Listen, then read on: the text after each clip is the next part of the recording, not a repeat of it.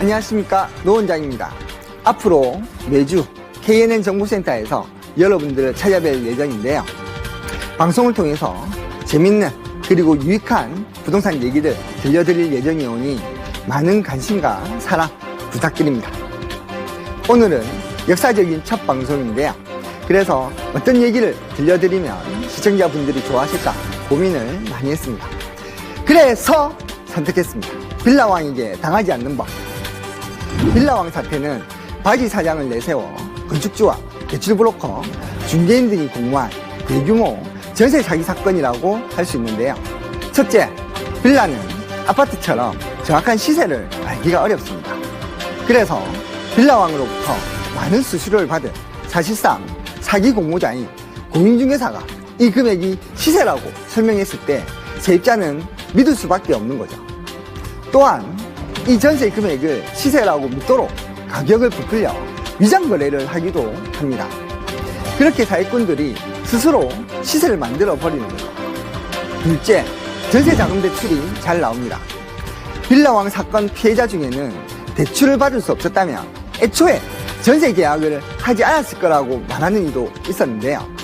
시중은행이나 주택도시보증공사, 허그의 안심전세 대출을 이용하면 전세보증금의 80%까지 대출을 받을 수가 있고, 특정 기준을 충족한 신혼부부나 청년 가구의 경우 보증금의 90%까지도 대출을 받을 수 있었습니다.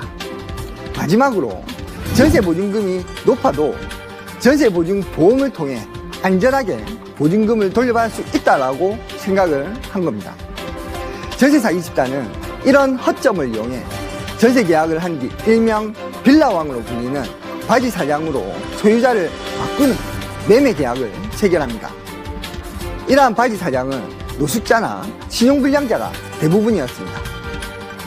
자, 지금부터는 이런 전세 사기를 당하지 않으려면 어떻게 해야 되는지 살펴보도록 하겠습니다.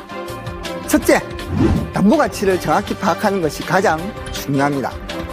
경매에서 전세보증금을 전액 지급받기 위해서는 과연 이 집이 경매로 얼마에 팔릴 수 있는지를 확인하고 나보다 먼저 돈을 받아가는 대출금이나 세금 등은 없는지 확인해야겠습니다.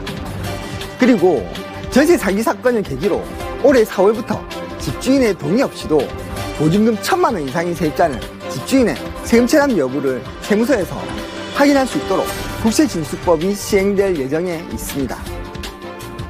둘째, 보증금 반환보험에 반드시 가입해야겠습니다. 보험료 부담이 있긴 하지만 거액의 보증금을 지키기 위해 불가피한 선택이라고 할 수 있습니다.